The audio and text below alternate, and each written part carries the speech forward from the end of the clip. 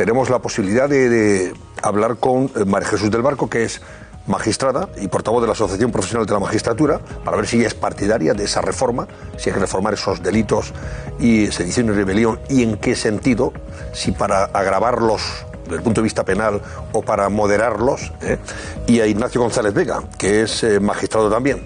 Don Ignacio González Vega, buenas noches. Buenas noches, Antonio. Y muy buenas noches también a María Jesús del Barco. Buenas noches, María Jesús. Buenas noches. Bueno, María Jesús, ¿usted es partidaria de reformar estos delitos? Bueno, lo cierto es que no sabemos cuál es el sentido de esa reforma, más allá de lo que ha dicho hoy el presidente en la entrevista en Radio Nacional.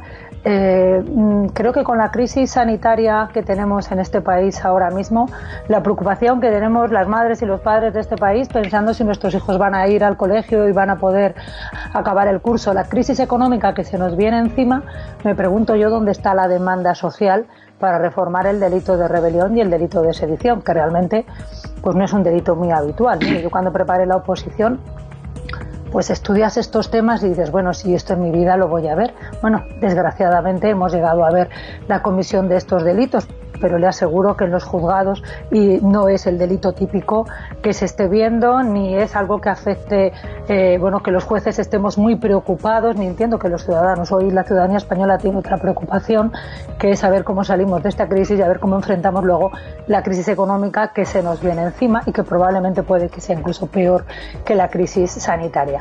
La necesidad no la veo, tampoco sabemos dónde está, en qué sentido se iría esa reforma, si el sentido sería modificar el tipo, aclarar algún término del tipo, o sea, la definición de cuál es el hecho delictivo en sí, o si sería una reforma que afectaría a la pena, a subir o a bajar la pena. Entiendo que subir la pena no va a ser y que en todo caso sería bajarla. No sé cómo podría interpretarse esto por la ciudadanía, cómo vamos a interpretar una reforma del Código Penal que puede suponer una rebaja en las penas que no afecta nada más que a unos ciudadanos muy concretos y determinados en este país. No estamos hablando de bajar la pena del robo ni de bajar la pena a los delitos de alcoholemia, donde pues muchos ciudadanos tienen o están en prisión o bien tienen antecedentes penales por estos delitos. Evidentemente parece que la reforma estaría dirigida a lo que estaría dirigida. Hablar de que se están haciendo estudios, por lo que he escuchado, que una reforma para adecuarnos al ordenamiento jurídico europeo, bueno, si repasamos el ordenamiento jurídico europeo, estos delitos están castigados con unas penas muy semejantes a lo que sucede en nuestro país, y no estamos hablando de países lejanos, estamos hablando de Italia, de Alemania o de Francia, donde también se castigan estas conductas. No veo la necesidad, ni vemos qué necesidad existe hoy, ni qué necesidad tienen los ciudadanos en reformar estos dos tipos penales. En cualquier caso, y si así fuera, habida cuenta que afectan, que son delitos contra el orden constitucional y son delitos contra el orden público, requieren desde luego primero un examen de la técnica legislativa, de los expertos en qué sentido sería esta reforma y desde luego con el consenso de la Cámara. Creo que es una reforma que afecta a bienes jurídicos muy importantes y que por tanto no pueden quedar al capricho o a la petición de un grupo parlamentario concreto con otra finalidad que no sea, pues no sé, la de una concesión, no lo sé. En definitiva, la política es una concesión. Ahora estaban ustedes hablando de la necesaria reforma del Consejo General del Poder Judicial. Bueno, habida cuenta que ningún partido tiene la mayoría de los 3/5, pues es evidente que es todo una concesión y una negociación. Para eso están también los políticos, ¿no? Para, tener altura de miras, para ponerse uno enfrente de otro, y para negociar y pactar, que es para lo que realmente les votamos y para lo que les pagamos su sueldo. Bueno, ahí tenemos esa primera opinión, pero queremos saber cuál es la de Ignacio González Vega. ¿Es necesario o no reformar estos dos delitos como avanza que va a hacer Pedro Sánchez? Bueno, pues como ha dicho mi compañera María Jesús, es verdad que Pedro Sánchez ha dicho de la posibilidad de modificar ambos delitos, el delito de rebelión y sedición, y como ella misma dice, no ha avanzado en qué sentido. Yo quiero recordar que el Partido Popular no hace mucho proponía modificar el delito de rebelión en el sentido de incluir también un alzamiento no violento a fin de poder castigar determinadas conductas que se estaban produciendo. Eso demuestra que algo se está debatiendo, al menos dentro de la clase política, sobre la conveniencia o no de modificar el delito, al menos el de rebelión. porque sí, porque había la propuesta del Grupo Parlamentario Popular en el sentido de modificarlo para castigar determinadas conductas que finalmente no fueron las de los procesados por el procés independentista, no fueron precisamente condenados por un delito de rebelión.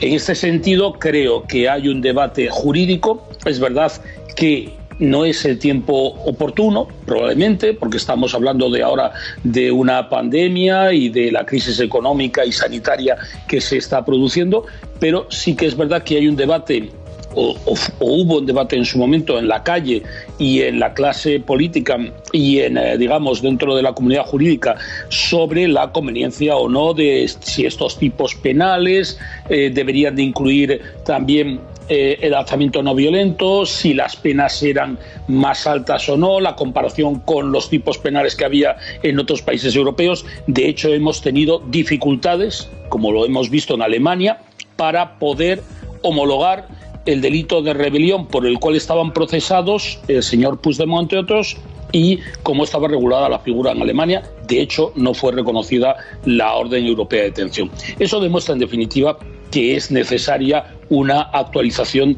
de ambas figuras, de la rebelión y de la sedición. Bueno, aprovechamos para preguntarles, tanto a usted como a María Jesús, el asunto de la reforma del Consejo General del Poder Judicial, pendiente. Ya ha visto usted que esto ha degenerado, si me permiten la expresión, en una trifulca política entre el gobierno y el primer partido de la oposición. ¿Esto tiene solución desde el punto de vista político o al final, no sé, vamos a tener que exigir que sean ustedes, los jueces, los que hagan vamos a ver, la elección de todos los miembros que forman parte del Poder Judicial? A mí me lo pregunta. Sí, Antonio. Y también luego a María Jesús. Vale. Sí, no sabía si era yo o María Jesús la que tenía que responder. Bien, en definitiva, a mí me parece que hay una obligación por parte de los responsables políticos de cumplir la Constitución.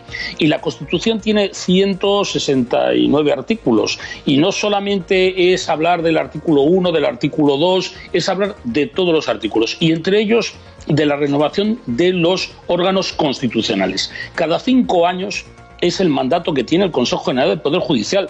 Y no debe de quedar al albur de los partidos políticos la decisión o no de renovar una institución. No solamente el Consejo General del Poder Judicial, el Defensor del Pueblo. Es que aquí en España el Defensor del Pueblo adjunto tiene un mandato más largo que el Defensor del Pueblo titular. Y eso es algo incomprensible. Aquí cada 5 años debería de renovarse por mandato constitucional el órgano de gobierno de la Judicatura. Y lo cierto, y ahí hay que reconocer que el Partido Popular es el que hasta la fecha, cuando está en la oposición, no lo ha renovado. En el año 2008 estuvo prorrogado 2 años. Ahora, en este Consejo, otros 2 años lleva prorrogado este Consejo.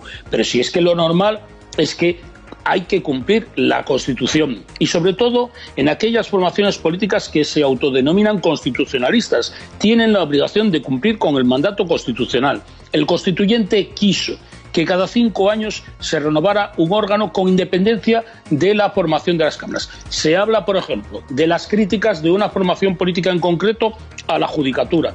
Bueno, vamos a ver. Hay que decir que la clase política en general ha criticado a la Judicatura.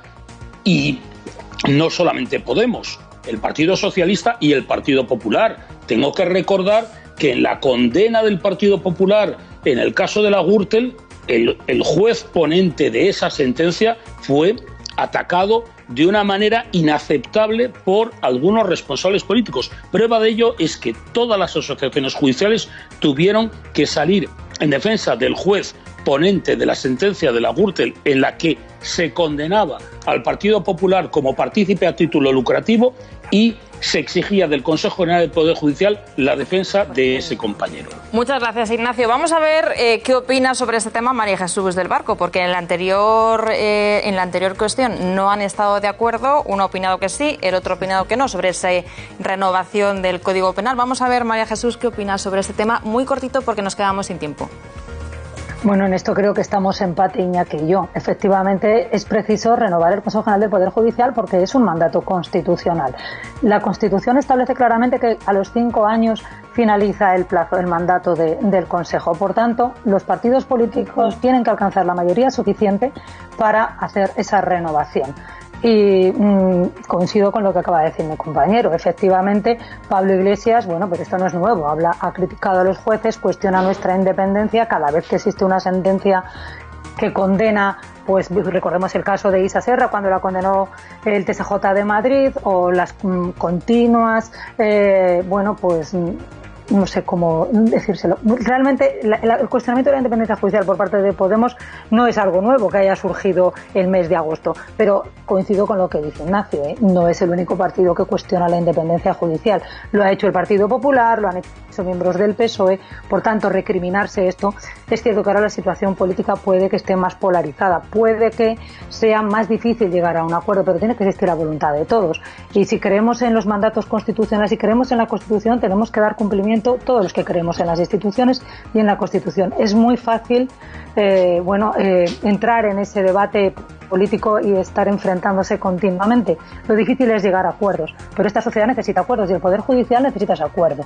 Nosotros los jueces estaríamos encantados de poder elegir a los 12 vocales de procedencia judicial, pero bueno, mientras los políticos no decidan cambiar la ley orgánica, pues oiga, ajustense ustedes a lo que dice la ley orgánica y a lo que dice la Constitución y renueven ustedes cada 5 años. Pues nada, a ver si hay suerte. Hay suerte y pronto podemos hablar de esa renovación total.